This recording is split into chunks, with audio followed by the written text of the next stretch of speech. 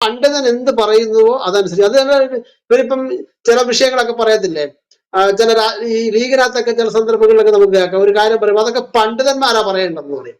മതപണ്ഡിതന്മാരോ എന്ന് വെച്ചാൽ ഈ തലയെക്കെട്ടുകാരൻ ഏതൊരുത്തം വന്ന് പറഞ്ഞാൽ ഇവർക്ക് വേദവാക്യമാണ്.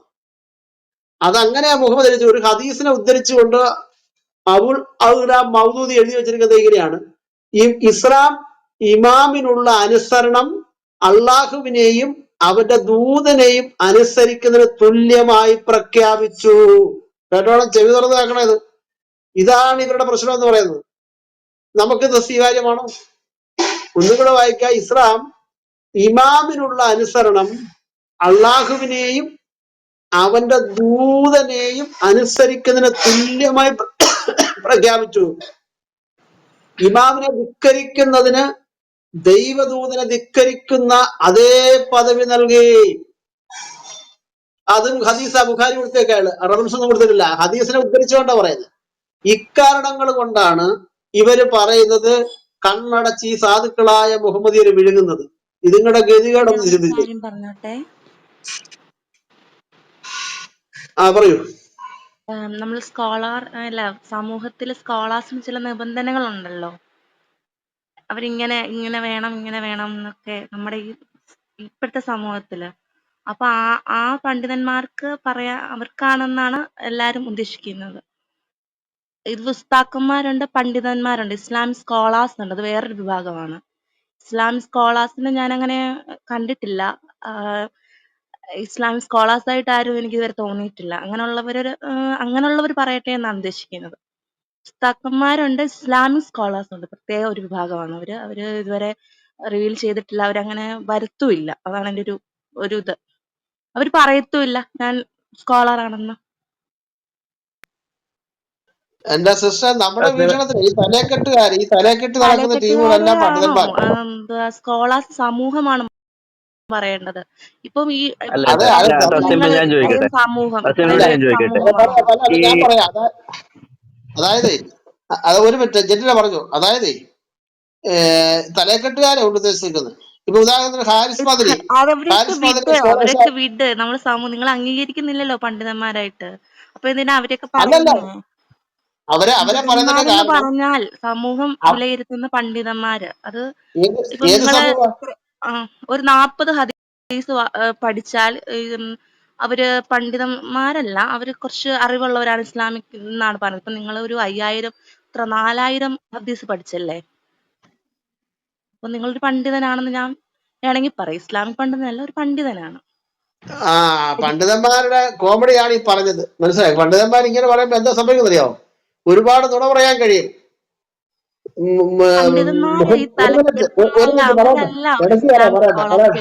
പറയട്ടെ. മുഹമ്മദ് നബി മുസ്തഫ സല്ലല്ലാഹു അലൈഹി വസല്ലമ ഇങ്ങനെ പറഞ്ഞു. എന്താ പറഞ്ഞത്? നീ പട്ടിണി കിടക്കുമ്പോൾ നിന്റെ അയൽവാസിക്ക് കൊടുക്കണം. എവിടെ എഴുതി വെച്ചിരിക്കുന്നത്? ഇതിങ്ങനെ പറഞ്ഞാൽ ഇവര് തന്നെ വിശ്വസിക്കും. എന്താണെന്നറിയോ? ഈ പണ്ഡിതൻ ഞാനിപ്പോ വായിച്ചു കേട്ടോ. പണ്ഡിതനെ വിശ്വസിക്കുന്നത്, മൗലവിയെ വിശ്വസിക്കുന്നത് അള്ളാഹുവിനെയും തന്റെ റസൂലിനെയും വിശ്വസിക്കുന്നതിന് തുല്യമാണ്. ആര് പണ്ഡിതനെ തള്ളിക്കളഞ്ഞോ അല്ലെങ്കിൽ അവഗണിച്ചോ അവൻ അള്ളാഹുവിനെയും തന്റെ റസൂലിനെയും തള്ളിക്കളഞ്ഞതിന് തുല്യമെന്ന ബുഖാരി ഉദ്ധരിച്ചൊരു മൗദൂദി പറയും. ഇതാണ് അവരുടെ പ്രശ്നം എന്ന് പറയുന്നത്. ലോകത്തിൽ ഒരു സംഘടനയിൽ ഈ സംഭവം ഒരു പാസ്റ്റർ ഇവിടെ നിന്ന് പ്രസംഗിക്കുക, അല്ലെങ്കിൽ ഒരു ബിഷപ്പ് ആയിക്കോട്ടെ, അദ്ദേഹം പറയുന്നത് തെറ്റാപരമാണ്, മുഴുവൻ വെള്ളം തൊടാതെ ഒഴുകണമെന്ന് ആരാ പറയുന്നത്? അങ്ങനെ ആരും പറയുന്നത്? അതൊക്കെ അന്ധകാലത്തായിരുന്നു. മനുഷ്യന് തെറ്റുകൾ സംഭവിക്കും, മനുഷ്യൻ പറയുന്ന കാര്യങ്ങൾക്ക് വ്യതിയാനങ്ങൾ ഉണ്ടാകും. പക്ഷെ ഇസ്ലാമിൽ അതല്ല. തലക്കെട്ടുകാരൻ പണ്ഡിതനെന്ന് ഇവര് ഈ സമൂഹം പറഞ്ഞിരിക്കുന്ന വ്യക്തികള് പണ്ഡിതന്മാരെന്ന് മുദ്രയടിച്ചവർ പറയുന്ന മുഴുവനും വെള്ളം തൊടാതെ വിടുങ്ങണമെന്ന്. അതാണ് ഇസ്ലാം ഈ കോലത്തിലായത്. മനസ്സിലായോ? അവരിന്നും മറിച്ച് ഇസ്ലാമിക മതഗ്രന്ഥങ്ങൾ ഇവര് വായിക്കാനും പരിശോധിക്കാനും തുടങ്ങിയാൽ ഇന്ന് ഇസ്ലാമിനകത്ത് ഒരു മനുഷ്യൻ കാണത്തില്ല. അന്ധമായി മതപണ്ഡിതന്മാരെ അനുകരിക്കുന്ന ഒരു സമൂഹമാണ് ഇവര്. ഇല്ല, ഞാൻ ഇതിനെ ഒപ്പോസ് ചെയ്യുന്നു. മതപണ്ഡിതന്മാരുടെ തോട്ട്സ് അവര് ഈ ജനത്തിനോട് വന്ന് പറയുമ്പോൾ, അതായത് ഇപ്പോ ജാക്കബ് പാസ്റ്റർ കുറച്ചു മുമ്പ് വായിച്ച ഹദീസ് ഇതിനകത്ത് പറയുന്ന കാര്യമാണ്. ഒരു മിനിറ്റ്, തസ്നീം സിസ്റ്ററെ പോയോ? ഹലോ, പുള്ളിക്കാരി പോയല്ലേ? പോയി. അല്ല പുള്ളിക്കാരി പുള്ളിക്കാരിക്ക് വേണ്ട ഉത്തരം അതല്ലായിരുന്നു. പുള്ളിക്കാരിക്ക് വേണ്ട ഉത്തരം ജെന്റിലെ ആരാ പുള്ളിക്കാരി? പുള്ളിക്കാരി പുള്ളിക്കാരി ഒരു മുസ്ലിമാണ്. പക്ഷേ അതായത് ഇച്ചിരി എഡ്യൂക്കേറ്റഡ് ആയിട്ടുള്ള മുസ്ലിമാണ്. പുള്ളിക്കാരി മതം വിട്ട ആളൊന്നുമല്ല, മുസ്ലിം തന്നെയാണ്. ഓക്കെ, പുള്ളിക്കാരി പ്രതീക്ഷിച്ച, പുള്ളിക്കാരിക്ക് കൊടുക്കേണ്ടിയിരുന്ന മറുപടി എനിക്ക് തോന്നുന്നത് ഇങ്ങനെ ആയിരുന്നിരിക്കണം. പുള്ളിക്കാരി എല്ലാ പണ്ഡിതന്മാരെയും അംഗീകരിക്കുന്നില്ല എന്നത് യാഥാർത്ഥ്യമാണ്. പക്ഷെ മുഹമ്മദ് ഈസ പണ്ഡിതനാണെന്നും MM അക്ബർ പണ്ഡിതനാണെന്നും എന്താ അയാളുടെ പേര്, മറ്റേ സക്കീർ നായക് പണ്ഡിതനാണെന്നും, പ്രമുഖ ഇസ്ലാമിക് പ്രഭാഷകനും പണ്ഡിതനുമായ എന്നൊക്കെയാണ് സക്കീർ നായക്കിനെ പറ്റി പറഞ്ഞുകൊണ്ടിരുന്നത്. പക്ഷെ സക്കീർ നായക്ക് തന്നെ പറഞ്ഞിട്ടുണ്ട് പുള്ളിക്ക് അറബി പോലും അറിയൂല എന്നാണ് ഞാൻ കേട്ടിട്ടുള്ളത്. അങ്ങനെയുള്ളവരെ പണ്ഡിതൻ എന്ന് വിളിക്കുന്ന ഒരു സമൂഹമുണ്ട്. പക്ഷെ സുന്നികള് MM അക്ബറിനെ ആ ജബ്ബാർ മാഷായിട്ടുള്ള സംവാദം കഴിഞ്ഞതിന് ശേഷം പച്ചയ്ക്ക് വലിച്ചു കീറി ഇയാൾ എവിടത്തെ പണ്ഡിതനാണെന്ന് ഇയാളെ പണ്ഡിതനാക്കിയത് ആരാണെന്ന് ഉള്ള രീതിയിൽ ചോദ്യം ചെയ്യുന്ന സുന്നികളും ഉണ്ട്. മറ്റേ തിരമാലയുടെ കാര്യം പറഞ്ഞിട്ട്, തിരമാലയും മേഘമൊക്കെ പറഞ്ഞിട്ട് അത് ഉപമ പറയുന്നതാണെന്നും പറഞ്ഞ് സുന്നി പ്രഭാഷകന്മാർ ഇഷ്ടം പോലെ പുള്ളിയെ വലിച്ചു കീറുന്നുണ്ട്. അപ്പൊ ചിലവര് പണ്ഡിതൻ, ചിലർ പണ്ഡിതനല്ല. പക്ഷെ ഈ പുള്ളിക്കാരി പറഞ്ഞ പണ്ഡിതന്റെ കാര്യം ഞാൻ പറഞ്ഞുതരാം. ഈ പുള്ളിക്കാരി പറഞ്ഞ പണ്ഡിതന്മാർ എന്ത് വിശ്വസിക്കണം എന്നറിയാവോ? സൂര്യൻ രാത്രി പോകുന്നത് അള്ളാന്റെ കസേരയ്ക്ക് അടിയിലാണ്, എന്താ പറയാ, അള്ളാന്റെ എന്താ പറയാ, സിംഹാസനത്തിന്റെ അടിയിലേക്കാണ്. അതിന്റെ മലയാളം ഞാൻ ഉദ്ദേശിച്ചത് സിംഹാസനം തന്നെയല്ലേ പറയാ.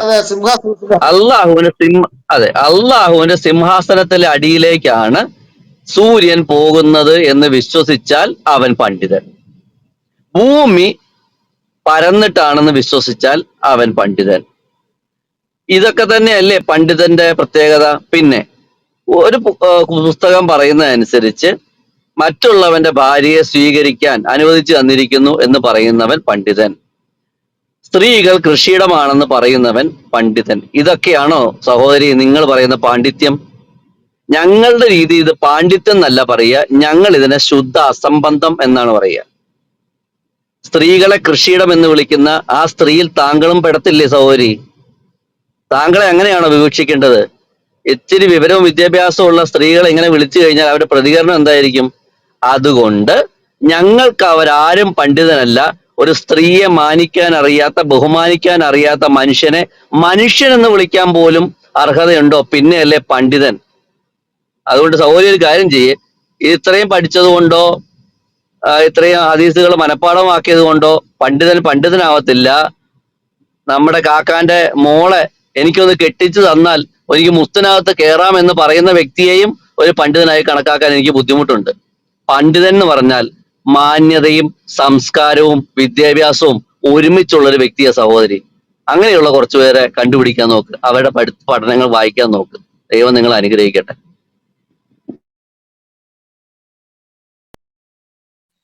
അവരൊരു മുസ്ലിം ആണെങ്കിൽ ഒരു കയ്യാലപ്പുറത്തിരിക്കുന്ന തേങ്ങയായിരുന്നു.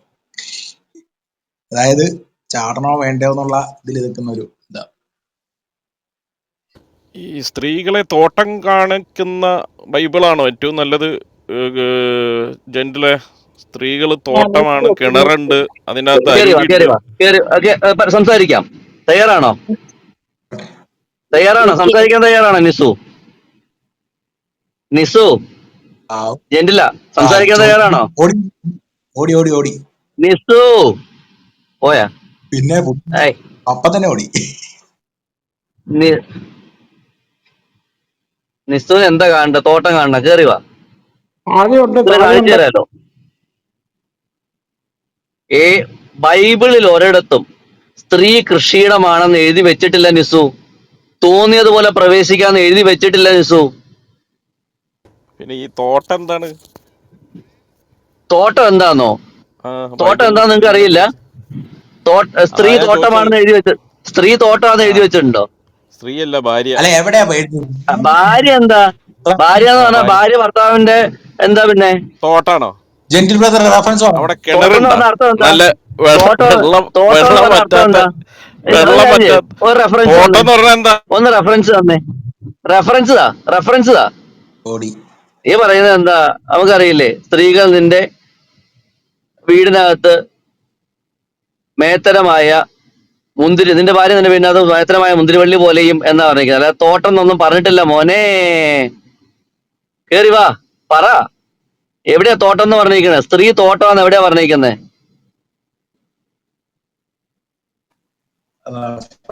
ഫലപ്രദമായ മുന്തിരിവള്ളി എന്ന് പറഞ്ഞാൽ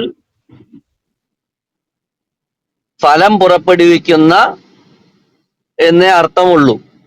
അല്ലാതെ നീ ഉദ്ദേശിക്കുന്ന പോലെ കിളയ്ക്കാൻ പോക്കല്ല മോനെ. ഇതിലെ കൂടെ പ്രവർത്തിക്കാമെന്നല്ല മോനെ. ജെന്റിലൊരു മറുപടി ഞാൻ പറയാവേ. ഇയാൾക്ക് റെഫറൻസ് അറിയത്തില്ല, ഞാൻ പറഞ്ഞു തരാം. എന്റെ വന്ന കക്ഷിയാരാ? നിസു ആണോ? നിസു പോയി തപ്പണ്ട, ഞാൻ പറയാം. നിങ്ങൾ ഉദ്ദേശിച്ചത് അതുപോലെ അല്ല അർത്ഥം. വചനം ഇങ്ങനെയാണ്: ഉത്തമഗീതം 4:12. ഞാൻ പ്രസംഗിക്കുന്നൊരു വിഷയം, അതുകൊണ്ടാ. എന്റെ പ്രസംഗം കിടപ്പുണ്ട്, യൂട്യൂബിൽ കിടപ്പുണ്ട്. ഉത്തമഗീതം 4:12. എന്റെ സഹോദരി, എന്റെ കാന്തി, നീ കെട്ടിയടച്ചിരിക്കുന്ന ഒരു തോട്ടം, മുദ്രയിട്ടിരിക്കുന്ന ഒരു കിണറ്, അടച്ചിരിക്കുന്ന നീറുറവ. ഇവിടെ പറയുന്ന പല ഉദാഹരണങ്ങളിൽ ഒന്നാണ്. ഇനിയും കൃഷി എന്ന നിലയിൽ ഞങ്ങൾ ഓമിച്ചിട്ടുണ്ട്. നിങ്ങൾ ദൈവത്തിന്റെ കൃഷി, ദൈവത്തിന്റെ മുന്തിരി തോട്ടം. ഞങ്ങളെ പിന്നെ ഓമിച്ചിട്ടുണ്ട് കെട്ടിടം. വാസ്തുവിദ്യയായി ബന്ധപ്പെട്ടുള്ള ഉദാഹരണം ബൈബിളിലുണ്ട്. സഭയ്ക്ക് പിന്നെ ഉദാഹരണമുണ്ട്. ഓട്ടക്കളത്തിൽ ഓടുന്ന മനുഷ്യരോട് അത് സൂചിപ്പിച്ചിട്ടുണ്ട്. പിന്നീട് ശിഷ്യന്മാർ എന്ന് വിളിച്ചിട്ടുണ്ട്. നിരവധി ഉദാഹരണങ്ങളിലൂടെ വിളിച്ചിട്ടുണ്ട്. പടയാളികൾ എന്ന് വിളിച്ചിട്ടുണ്ട്, ഫൈറ്റ് ചെയ്യുന്ന ആളുകൾ. അപ്പോഴെല്ലാം ഇതെന്ത് എന്നുകൂടി അപ്പോസ്തലൻ കൃത്യമായിട്ട് വ്യക്തമാക്കിയിട്ടുണ്ട്. ഈ ഉത്തമഗീതം എന്ന കൃതി ഇന്നും ജൂതന്മാര് അവരുടെ വിവാഹവേളകളിൽ വായിക്കുന്ന കൃതിയാണ്. അവിടെ ഈ ക്രിസ്തീയ വീക്ഷണം അനുസരിച്ച് ഈ ലൈംഗികത പാപമല്ല. എവിടെയാകണം? സ്വന്തം ഭാര്യയും ഭർത്താവും തമ്മിലുള്ള ബന്ധം ഏറ്റവും പവിത്രം എന്ന് കാണുകയും എബ്രായർ 13:4 പരിശോധിച്ച് നോക്കുക. വിവാഹം മാന്യവും കിടക്ക നിർമ്മലവുമായിരിക്കട്ടെ. നിർമ്മലം എന്നുകൊണ്ട് അർത്ഥമാക്കുന്നത് അവർ തമ്മിലുള്ള ബന്ധം പവിത്രമാണ് എന്ന അർത്ഥത്തിൽ തന്നെയാണ്. പിന്നെ ഈ പറഞ്ഞ ഉദാഹരണം വെറുതെ നിങ്ങളുടെ കൃഷിയിടത്തിൽ ചെന്ന് വിത്തിറക്കാൻ പറയുന്ന പോലെ അല്ല. ആ പ്രയോഗം എന്റെ അല്ല, ഇസ്ലാമിക് സെക്സ് എന്ന് പറഞ്ഞ പുസ്തകത്തിൽ വിശദീകരണം കൊടുക്കുന്നിടത്ത് അവസാനം പോരുകാളെ പോലെ ചെല്ലാനൊക്കെ അവിടെ എഴുതിയിരിക്കുന്നു. അത് സൂക്ഷിക്കണം, പോരുകാളെ പോലെ പോകുമ്പോൾ എന്നൊക്കെ പറഞ്ഞ് എഴുതിയിട്ടുണ്ട്. നല്ല പേരാ, ചേരുന്ന പേരാണ്, നിങ്ങൾക്കൊക്കെ ചേരുന്ന പേരാ, മുഹമ്മദിനൊക്കെ ചേരുന്ന പേരാ പോരുകാള. ഇങ്ങനെയൊക്കെ പറഞ്ഞാണ് ആ വ്യാഖ്യാതാക്കൾ എഴുതി വെച്ചിരിക്കുന്നത്. അപ്പോ പോരുകാളെ പോലെ നിന്ന് അലങ്കോലമാക്കരുതെന്നൊക്കെ മുഹമ്മദിനെയൊക്കെ ഉദ്ദേശിച്ചായിരിക്കും ഈ പുള്ളികൾ എഴുതി വെച്ചിരിക്കുന്നത്. എനിവേ, ബൈബിൾ പറയുന്ന ആ ഭാഗം ശരിക്കും ഉത്തമഗീതം ഒരു മനോഹര കാവ്യമാണ്. ഈ കാവ്യത്തിന്റെ മനോഹാരിത ലോകത്തിലെ പല കവികള് പ്രകീർത്തിച്ചിട്ടുണ്ട്. തോമസ് കാർലൈലിനെ പോലുള്ള എഴുത്തുകാര്. ഇനി ഏറ്റവും അധികം ഇതിനെക്കുറിച്ച് പഠനം നടത്തിയ ഒരാള് റബി അക്കീബ എന്ന് പറയും. അക്കീബയാണ് എന്ന് പറയാൻ കാരണം, ഈ അക്കീബയുടെ ശവകുടീരം ഇപ്പോഴും നമ്മുടെ ഗലീലിയ കടലിന്റെ തീരത്തുണ്ട്. തൊട്ടടുത്താണ് നമ്മുടെ റാഹേലിന്റെ ടോമ്പും ഉള്ളത്. അപ്പോൾ ഇത് ഒത്തിരി പറയാനുണ്ട്, രസകരമാണ്. അക്കീബ പറഞ്ഞൊരു കാര്യം, ബൈബിളിലെ എല്ലാ കൃതികളും പരിശുദ്ധമെങ്കിൽ സോങ് ഓഫ് സോളമൻ മോസ്റ്റ് ഹോളിയാണ്. അതിന്റെ കാരണം എന്താണെന്ന് വെച്ചാൽ, ക്രിസ്തു സഭയെ സ്നേഹിച്ചതുപോലെ ഭർത്താവ് ഭാര്യയെ സ്നേഹിക്കണമെന്നാണ് ഞങ്ങൾക്കുള്ള പ്രമാണം. തിരിച്ചതുപോലെ തന്നെ സ്ത്രീജനം ബലഹീന പാത്രമെന്നറിഞ്ഞ് അവർ ജീവന്റെ കൃപയ്ക്ക് കൂട്ടവകാശികളെന്നറിഞ്ഞ് അവർക്ക് ബഹുമാനം കൊടുത്ത് അവരോട് ഇടപെടണം. ഇതും ബൈബിളിലുണ്ട്. ഇനി മുന്തിരിത്തോട്ടം എന്നൊക്കെ എഴുതുമ്പോൾ നിങ്ങൾ റെഫറൻസ് തെറ്റിക്കേണ്ട. ഉത്തമഗീതം 4:12 മനസ്സിൽ കിടന്നോട്ടെ. ഇനി ഈ പറയുന്ന ആ പുസ്തകം മൊത്തം എടുക്കുക. ഉത്തമഗീതം തുടങ്ങും തന്നെ ഇതിനകത്ത് 2 തരത്തിലെ പ്രയോഗങ്ങളാണ്, 3 തരത്തിലെ പ്രയോഗം. 1 ഓതർ പറയുന്നത്, 2 ഇതിലെ കാന്ത പറയുന്നത്, 3 അതിലെ കാന്തൻ പറയുന്നത്. അത് എപ്പോഴും അവിടെ കേൾക്കുക. ഏകഭാര്യ ഭർത്തൃ ജീവിതമാണ് അവിടെ പറയുന്ന സംഭവം. ആ കഥയിലെ നായകൻ ഒരാട്ടിടയ ബാലനും അപ്പുറത്ത് ഒരു പെൺകുട്ടിയാണ്.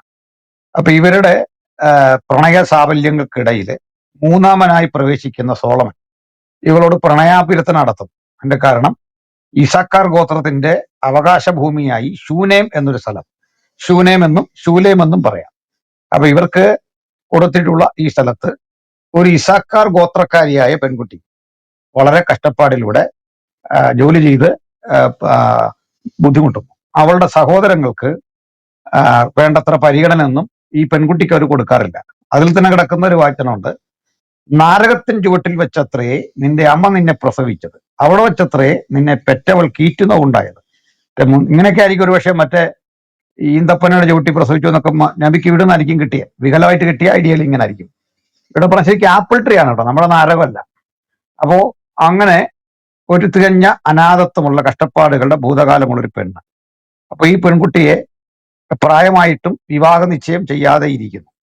അപ്പോൾ അവൾ പറയാണ്, ഞാൻ പക്വമതിയായി കഴിഞ്ഞു, എനിക്ക് സ്ഥലങ്ങൾ വന്നു. ആ പ്രയോഗം അങ്ങനെ തന്നെയാണ്.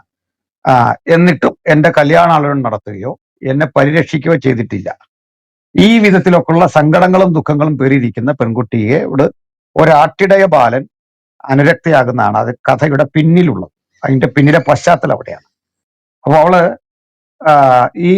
അവൾക്കും വീതം വെച്ചു കൊടുത്ത മുന്തിരിത്തോട്ടമുണ്ട്, അതുപോലെ തന്നെ പരിസരത്തെ സഹോദരന്മാരുടെ ഉണ്ട്. അപ്പൊ ഇതിനകത്ത് സ്വന്തം മുന്തിരിത്തോട്ടം പോലും നോക്കാതെ ഈ കുട്ടിയെ കൊണ്ട് അവരുടെ ജോലി ചെയ്യിക്കുന്ന സഹോദരങ്ങൾക്ക് നടുവില് ഈ കുട്ടി ഒരു മുന്തിരിച്ചക്ക് ചവിട്ടിക്കൊണ്ടിരിക്കുന്നത്. ഗിറ്റോത്ത് എന്നൊരു രാഗമുണ്ട്, ഒരു പഠിച്ചാലൊക്കെ മനസ്സിലാവും. ബൈബിളി സങ്കീർത്തനമൊക്കെ എഴുതുമ്പോ നശിപ്പിക്കരുതേ ഇങ്ങനെ രാഗം എഴുതിയിട്ടുണ്ട്. അപ്പൊ അതിന്റെയൊക്കെ പശ്ചാത്തലം പോയി പഠിക്കണം, അല്ല വാലിന്തലയില്ല എഴുതുന്ന സാധനമല്ലത്.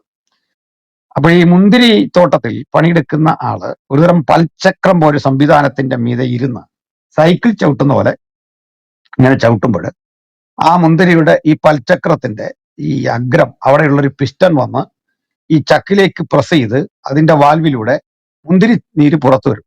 അപ്പോൾ ഇവര് രണ്ട് ഭാഗത്ത് കൈകൾ നീട്ടി കയറിങ്ങനെ പിടിച്ചിട്ടുണ്ടാവും, അങ്ങോട്ടും ഇങ്ങോട്ടും ചാഞ്ഞ് പാട്ട് പാടിക്കണ്ടാണ് ചെയ്യുന്നത്. ഈ രണ്ട് കയറുകളിലായി രണ്ടിടത്ത് രണ്ട് ബെല്ലുകൾ, മണി നാദം, ഇത് കേൾക്കാൻ പാകത്തിനാണ്. ഓരോ തവണ അടിക്കുമ്പോഴും ആള് ഈ തോട്ടത്തിലുണ്ടെന്നും ഒപ്പം ഈ കുറുക്കന്മാരും മറ്റ് ജീവികളും കയറാതിരിക്കാനും അങ്ങനെ മുന്തിരിത്തോട്ടം നശിപ്പിക്കരുതേ എന്ന നിലയിൽ ഒരു താളം രൂപപ്പെടും. അപ്പൊ ഇങ്ങനെ പാടുന്ന വേളയിലാണ് ഈ മൃഗയാ വിനോദത്തിന് പോകുന്ന സോളമൻ ഇവളെ കണ്ടെത്തുകയും പ്രണയാഭ്യർത്ഥന നടത്തുകയും ചെയ്യുമ്പോൾ ആളറിയാതെ അവൾ തിരസ്കരിച്ചു വിടുകയാണ്. കാരണം സോളമൻ സമ്പന്നനാണ്. അപ്പൊ അദ്ദേഹം മൃഗയാ നായാട്ടിന് പോകുന്നത് നായാട്ടുകാരെ പോലെ തന്നെയാണ്.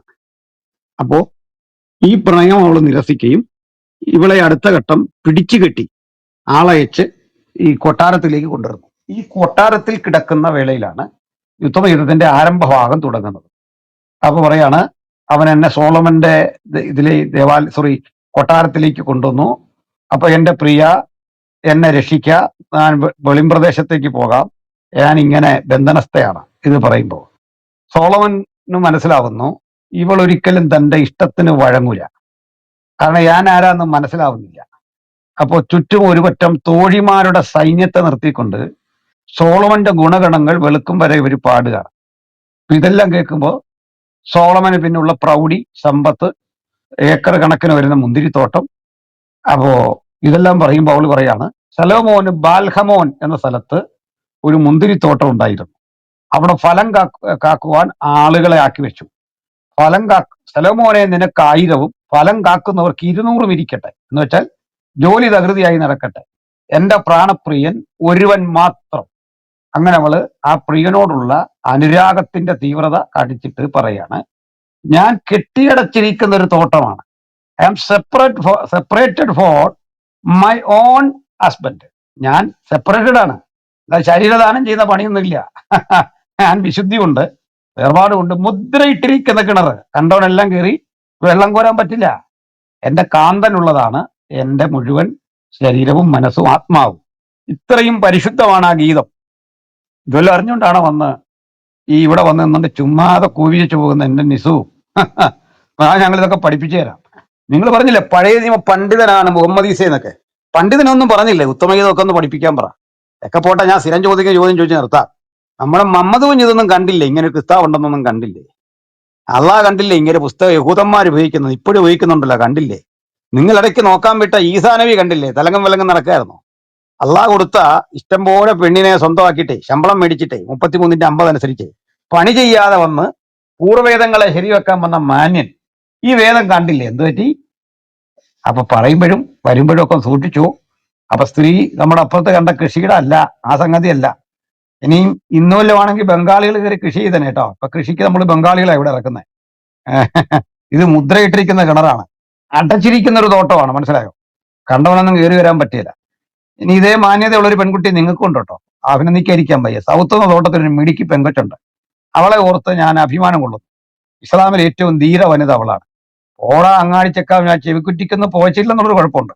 അങ്ങനെ ഒരു 10 പെണ്ണ് എഴുതേറ്റെങ്കിൽ ഖുറാൻ അവതരിക്കുകയില്ലായിരുന്നു, നിങ്ങളിവിടെ ഉണ്ടാവുകയില്ലായിരുന്നു, ലോകം നന്നായി. ഓക്കെ, അത്യാവശ്യം ആയിട്ടുള്ള കാര്യങ്ങൾ വന്നു എന്ന് തോന്നുന്നു. ജെന്റിലെ മതിയോ? വേണമെങ്കിൽ ഇനിയും പറയാം. അത്യാവശ്യമായ അത്യാവശ്യമായി ഇച്ചിരി കൂടിപ്പോയില്ല എന്ന് തന്നെ തോന്നുന്നു. എന്തായാലും പുള്ളിക്ക് അർത്ഥം മനസ്സിലായി. ഒരു പൂ മാത്രം ചോദിച്ചു, ഒരു പൂക്കാലം കൊണ്ട് നിസു പോയി. നിസു, ഇനിയിപ്പോ ഇന്ന് ബ്രേക്ക്ഫാസ്റ്റ് വേണ്ടല്ലോ? മതിയോ നിനക്കൊന്ന് ചോദിക്ക്. ബസ്കേഡർ ലായോ അദ്ദേഹം വേണ്ട ഇതിനൊരു കമന്ററി എഴുതിയേക്കുന്നു. അത് കണ്ടായിരുന്നു ആരെങ്കിലും? ഈ സൂറത്തുൽ ഖമറിന് ബസ്കേഡർ ഡീല എന്തോ ഒരു കാര്യങ്ങളായി എഴുതി വിടുന്ന. അയ്യോ, മറ്റേ ആട് തിന്നായത്തും വെളിച്ചെണ്ണ ഉസ്താദും മറ്റേ ഒരു കക്ഷി വാഹനം തെറ്റിച്ചതാണോ? വാഹനം തെറ്റിച്ചത്, ഫർജിൽ ഊതുന്നത്, എന്തോരാ കക്ഷികളാ ഇവരൊക്കെ. ഉണ്ടോ? റെസ്റ്റ് ആണോ? എന്തോ പറ്റി? ഒരാളെ കാണുന്നുള്ളൂ നമ്മൾ. തടിയുള്ള സൗദ, അത് കണ്ടായിരുന്നോ? വെളിമ്പ്രദേശത്ത് എന്തൊക്കെ എഴുതി വിടുന്നു. അയ്യോ, ഓട്ടം കൊണ്ട് ഈ കമന്റ് ശ്രദ്ധിച്ചോണേ. കമന്റ് ഓവറായ കളഞ്ഞേക്കണം, മോശമാണ്. Praise the Lord. ഞാൻ പറയും സാറേ. നമ്മുടെ നിസുവിന് അറിയാത്ത ചില കാര്യങ്ങൾ ഞാനിവിടെ വെളിപ്പെടുത്താം. ഇവിടെ എല്ലാവർക്കും ഇരിക്കുന്ന ആൾക്കാർ എല്ലാവർക്കും അറിയായിരിക്കും. പക്ഷെ ഇവിടെ പട്ടിയും മൂത്രത്തിന്റെ കാര്യം പറഞ്ഞായിരുന്നു ഏകദേശം ഒരു മണിക്കൂർ 10 മിനിറ്റ് മുമ്പ്. ആ സമയത്ത് എനിക്ക് സംസാരിക്കാൻ പറ്റിയില്ല, പട്ടികളും മൂത്രത്തിനെ പറ്റിയും. അപ്പൊ അത് ഞാൻ നിസുവിന് വേണ്ടിയിട്ട് വിവരിച്ചു തരികയാണ്. സഹീൽ ബുഖാരി 174 174. അബുൽ ഖാസിമിന്റെ ജീവിതകാലത്തിൽ പട്ടികള് മസ്ജിദിന്റെ അകത്ത് പോലും വരവും ഉണ്ടായിരുന്നു. ആ പട്ടികള് മസ്ജിദിന്റെ അകത്ത് മൂത്രം മുള്ളുവായിരുന്നു. പട്ടികൾ കേട്ടാ. എന്നിട്ട് ഇത് കണ്ടോണ്ട് നിൽക്കുമ്പോ ജനങ്ങളും വെള്ളം തെളിക്കാറുണ്ടായിരുന്നില്ല. They never used to sprinkle water on the site where dog urinated. അപ്പൊ അത് സഹീഹ് ബുഖാരി 174. അപ്പൊ അവര് കറുത്ത പട്ടീനെ പറ്റി ഉന്നയിച്ചിട്ടുണ്ട്, അത് ഹറാമാണെന്ന്. പക്ഷേ കറുത്ത അല്ലാത്ത പട്ടികൾക്ക് അബുൽ ഖാസിമിന്റെ ജീവിതകാലത്തിൽ മസ്ജിദിൽ പ്രവേശനം ഉണ്ടായിരുന്നു, ഫ്രീ ആയിട്ട് കയറി വരും. ആൻഡ് അവർക്ക് മസ്ജിദിനകത്ത് മൂത്രം ഒഴിക്കാനുള്ള അവകാശം ഉണ്ടായിരുന്നു. ആൻഡ് ആർക്കും അവരുടെ മൂത്രം ക്ലീൻ ചെയ്യാനുള്ള, വൃത്തിയാക്കാനുള്ള ഒരു ചുമതല ഉണ്ടായിരുന്നില്ല, അവകാശം ഉണ്ടായിരുന്നില്ല. ആ മൂത്രം മുള്ളിത് അവിടെ തന്നെ കിടക്കണം. അപ്പൊ അത് സഹീഹ് ബുഖാരി 174. ഇനി സൂനൻ Abu Dawood 382 382. സൂനൻ Abi Dawood 382. I used to sleep in the mosque in the lifetime of Messenger of Allah. ഞാൻ അബുൽ ഖാസിമിന്റെ ജീവിതകാലത്തിൽ ഞാൻ മസ്ജിദിൽ കിടന്നുറങ്ങുമായിരുന്നു. I was young and bachelor. ഞാൻ ഒരു ചെറിയൊരു ചെറുപ്പം പയ്യനായിരുന്നു. The dogs would urinate frequently while visiting the mosque. പട്ടികള് അവര് മസ്ജിദിനകത്ത് വിസിറ്റ് ചെയ്യുമ്പോ അവര് മൂത്രം ഒഴിക്കുമായിരുന്നു. And no one would sprinkle whatever it. ആരും ആ മൂത്രമൊഴിച്ച സ്ഥലത്ത് വെള്ളം തെളിക്കാറുണ്ടായിരുന്നില്ല. അപ്പൊ പട്ടികൾക്ക് സ്പെഷ്യൽ ആയിട്ടൊരു അവകാശമാണ് ഇത്. അവിടുത്തെ ബദു ആൾക്കാർക്ക് ആ അവകാശം ഉണ്ടായിരുന്നില്ല. അത് ഞാൻ വായിക്കാത്ത. സഹീഹ് ബുഖാരി 6025, സൂനൻ ഇബ്ൻ മാജ 528, സൂനൻ നസായി 55, ബുലുഗൽ മരം 12. അപ്പൊ ഈ 4 ഹദീസില് ഈ സെയിം സംഗതിയാണ് ഉന്നയിച്ചേക്കുന്നത്, എഴുതിയേക്കുന്നത്. അത് കാരണം ഞാൻ ഒരെണ്ണം മാത്രം വായിക്കുന്നുള്ളൂ. ഞാൻ വായിക്കുന്നത് Sahil Bukhari 6025. A Bedouin urinated in the masjid, in the mosque, and the people ran to beat him. പട്ടികൾ മൂത്രമൊഴിച്ചപ്പോ ആ പട്ടികൾക്ക് അവകാശമാണ് മൂത്രമൊഴിക്കാൻ. പക്ഷേ ഇവിടെ ഒരു ബദു മസ്ജിദിനകത്ത് മൂത്രമൊഴിച്ചപ്പോ ജനങ്ങൾ അയാളെ അടിക്കാൻ പോയി. Abul Qasim said, "Do not interrupt his urination. Let him finish." നിങ്ങൾ ആരും അയാൾ മൂത്രമൊഴിക്കണത് നിർത്തല്ലേ, അത് അയാൾ ഒഴിച്ച് കഴിയട്ടെ എന്ന് അബുൽ ഖാസിം പറഞ്ഞു. Then Abul Qasim asked for a tumbler of water. എന്നിട്ട് ഒരു കൈപ്പാട്ടയിൽ നിറച്ച് വെള്ളം അബുൽ ഖാസിം ആവശ്യപ്പെട്ടു. And poured the water over the place of urine. എന്നിട്ട് ആ കൈപ്പാട്ട എടുത്തിട്ട് വെള്ളം തെളിച്ചു. പട്ടികളെ മൂത്രം ഒഴിച്ചപ്പോ വെള്ളം തെളിച്ചിട്ടില്ല. പട്ടികൾക്ക് മസ്ജിദിനകത്ത് മൂത്രമൊഴിക്കാൻ അവകാശമാണ്. ഇത് സഹിയാണ് പറയണേട്ടാ, സഹി ബുഖാരി. ആൻഡ് സഹി ബുഖാരിയിൽ ബദുവിന് മൂത്രം ഒഴിക്കുമ്പോ നിർത്താനായിട്ട് ഓർഡർ കൊടുത്തില്ല, ചെയ്തോട്ടെ എന്നാണ് പറഞ്ഞേക്കണത്. ഇനി അടുത്തത്, എങ്ങനെയാണ്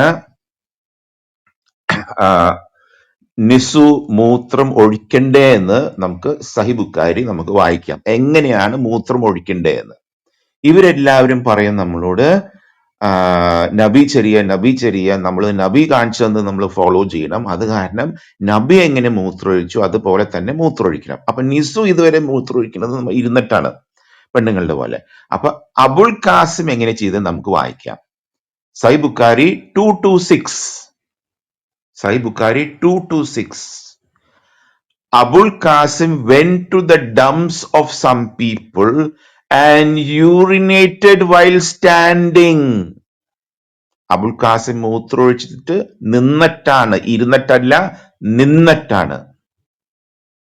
അടുത്തത് സഹി മുസ്ലിം 273b, സുനൻ ഇബ്നു മാജ 305, സുനൻ നസായി 26, സഹി ബുഖാരി 2471. അപ്പൊ ഇതെല്ലാത്തിലും ഒന്നാണ് എഴുതിയേക്കുന്നത്. അപ്പൊ ഞാൻ വായിക്കുന്നത് സഹി മുസ്ലിം 273b. I and Abul Qasim were going together till we reached the ground of filth behind an enclosed. ഞാനും അബുൽ ഖാസിം ഇങ്ങനെ നടന്നു പോയായിരുന്നു. എന്നിട്ട് ഒരു ഡംപിംഗ് ഏരിയ, ഒരു ഗ്രൗണ്ടിന്റെ സ്ഥലത്ത് ഫിൽത്ത്, അവിടെ എല്ലാ സാധനങ്ങളും ഇടുവായിരുന്നു. അപ്പൊ ഈ വേസ്റ്റ് സാധനങ്ങള്. He stood up as one amongst you would stand up and he urinated. പുള്ളി നിന്നിട്ട് മൂത്രമൊഴിച്ചു. I tried to turn away from him. അപ്പൊ ഞാൻ ഇയാള് സാമാനം പുറത്തെടുത്തിട്ട് മൂത്രമൊഴിക്കാൻ കണ്ടപ്പോ ഞാൻ എന്റെ മുഖം തിരിച്ചു. ഏത് ഈ കക്ഷി പറയാണ്. ബട്ട് ഇവിടെ ഒരു ബട്ട് ഉണ്ട്. But Abul Qasim beckoned to me. Abul Qasim എന്നെ വിളിച്ചു.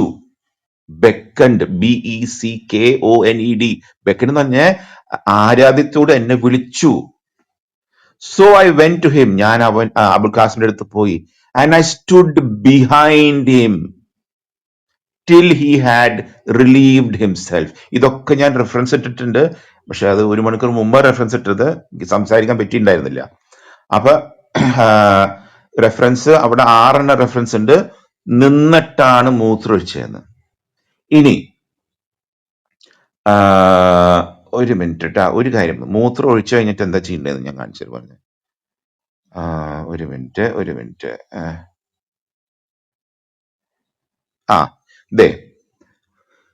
മൂത്രം ഒഴിച്ചു കഴിഞ്ഞിട്ട്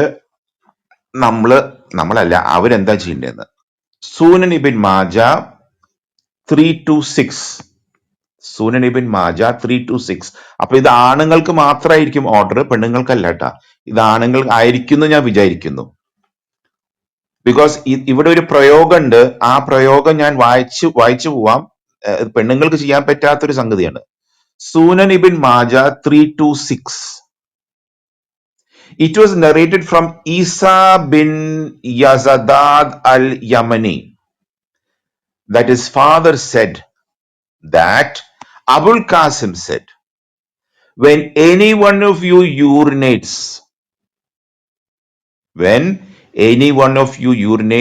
let him squeeze his penis 3 times. Shake ചെയ്യല്ല, ഷേക്ക് ചെയ്യാൻ അനുവാദമില്ലാട്ട, കൊടയാനും ഷേക്ക് ചെയ്യാനായിട്ട് അവകാശമില്ല. നിങ്ങള് പീനിസിനെ പിടിച്ചിട്ട് 3 തവണ ഞെക്കണം. അപ്പൊ ഇതാണ് സുനൻ ബിൻ മാജ 326. അപ്പൊ ഇത് താഴെ ഇരിക്കുന്ന എല്ലാ മുഹമ്മദിയർക്കും വേണ്ടിയിട്ട് ആണുങ്ങൾക്ക് നിങ്ങൾ മൂത്രമൊഴിക്കുന്നത് നിന്നിട്ട് വേണം മൂത്രമൊഴിക്കാൻ. ഇനി റെഫറൻസ് കുറെ തന്നു ഞാൻ. നിന്നിട്ട് മൂത്രമൊഴിക്കുക. മൂത്രമൊഴിച്ചു കഴിഞ്ഞിട്ട് നിങ്ങൾ കൊടയാൻ പാടില്ല, ഷെയ്ക്ക് ചെയ്യാൻ പാടില്ല. പീനിസിനെ നിങ്ങൾ പിടിച്ച് ഞെക്കണം. അത് 1 പ്രാവശ്യമല്ല, 2 പ്രാവശ്യമല്ല, 4 പ്രാവശ്യമല്ല, നിങ്ങൾ 3 പ്രാവശ്യം മാത്രമാണ് പീനിസിനെ ഞെക്കാൻ പാടുള്ളൂ. അപ്പൊ എല്ലാവർക്കും നമസ്കാരം. പിന്നെ വരാം. സുനിൽ സാറേ, ചിലര് ഈ ഗോമൂത്രമൊക്കെ തെളിച്ചിട്ട് വിശുദ്ധാക്കുന്ന പോലെ പട്ടിമൂത്രം തെളിച്ചിട്ടാണോ ഇവരുടെ മോസ്കൊക്കെ ശുദ്ധീകരിച്ചിരുന്നത് അന്നത്തെ കാലത്ത്? അല്ലെ സുനിൽ സാർ ഇങ്ങനെ വായിച്ചപ്പോ എനിക്ക് അങ്ങനെ ഒരു ചിന്ത പോയതാ. അങ്ങനെ വല്ലതുണ്ടോ? അല്ല, അങ്ങനെയൊന്നും ഇവിടെ എന്താണ് ശുദ്ധീകരണ കാര്യമൊന്നും പറഞ്ഞിട്ടില്ല. പക്ഷെ ഒരു മനുഷ്യനെ ഉയർത്തെനിപ്പിക്കാൻ വേണ്ടിയിട്ട് കൗവിന്റെ കാലിന്റെ ശരീരത്തിന്റെ ഏതെങ്കിലും പീസ് എടുത്തിട്ട് ആ മരിച്ചു കിടക്കുന്ന ആളെ അതുകൊണ്ട് അടിക്കുക. അതുകൊണ്ട് അടിച്ചു കഴിഞ്ഞാൽ ആ ആള് ഉയർത്ത് എനിക്കും. He will rise up again from the dead. അടിച്ചാൽ മതി. നമ്മുടെ ബീഫിന്റെ പീസ് എടുത്തിട്ട് അടിക്കുക. അപ്പൊ അയാള് ജീവിച്ചു തരും. അത് വേറെ സ്ഥലത്താണിത്. പക്ഷെ വിവരം ഉണ്ടായിരുന്നു. അന്നുണ്ടായിരുന്ന പട്ടികൾക്ക് എവിടെ മുള്ളണോ എവിടെ അപ്പിടണോ എന്നൊക്കെ അറിയാമായിരുന്നു കറക്റ്റായിട്ട്. അപ്പിടുന്ന കാര്യം പറഞ്ഞിട്ടില്ല അവിടെ. പക്ഷെ മൂത്രമൊടിക്കുന്ന കാര്യം പറഞ്ഞിട്ടുള്ളൂ. നമ്മള് അവര് പറഞ്ഞിട്ടില്ല. വേണ്ട. ചിലടത്ത് ഇവരോട് ഇരുന്ന് മൂത്രം ഒഴിക്കാനൊക്കെ പറഞ്ഞിട്ടില്ലേ? ഇരുന്ന് ചെരിഞ്ഞ് ഒക്കെ ഒഴിക്കാനൊക്കെ ഇതില്ലേ? അത് അവര് റെഫറൻസ് പറയട്ടെ. ഞാനിപ്പോ സഹീ ഹദീസ പറഞ്ഞേക്കണത് 7 എണ്ണം, 7 അല്ല 8, 9 എണ്ണം സഹീ ഹദീസ് പറഞ്ഞു നിന്നിട്ടാ മൂത്രം ഒഴിക്കണ്ടേന്ന്. ഇത് നബി ചര്യാണ്. ഈ അവരുടെ അബുൽ ഖാസിം അങ്ങനെയാണ് ചെയ്ത് കാണിച്ചു തന്നേക്കണത്. അപ്പൊ പിന്നെ അവർക്കത് നിഷേധിക്കാൻ പറ്റുമോ? സഹീ ഹദീസുകള് അവരിങ്ങനെ ഇരുന്ന് മൂത്രമൊഴിക്കാനായിട്ട് പറഞ്ഞിട്ടുണ്ടെങ്കിൽ ആ റെഫറൻസ് അവര് കാണിക്കട്ടെ. അതാണ് അവര് റെഫറൻസ് ഒരിക്കലും കാണിക്കാത്തത്. അവർക്ക് എവിടെ നിന്ന് കിട്ടിയെന്ന് എനിക്കറിയാം. ആ ഹദീസുകൾ എന്റെ കയ്യിലുണ്ട്. പക്ഷെ ഞാനിപ്പോ അത് വെളിപ്പെടുത്തണില്ല. പിന്നെ നമ്മുടെ അബുൽ സുനിൽ സാറേ, ഇതിനകത്ത് ഒരു കാര്യം, ഈ മമ്മൂഞ്ഞിന് മാത്രമേ ഉള്ളൂ അറിയാവുള്ളൂ ഈ പറഞ്ഞതെല്ലാം മമ്മൂഞ്ഞ് ചുമ്മാ പറഞ്ഞതാണ്. അപ്പം മമ്മൂഞ്ഞിന് ഇതെല്ലാം തെറ്റിക്കാനുള്ള റൈറ്റ് ഉണ്ട് സത്യത്തിൽ.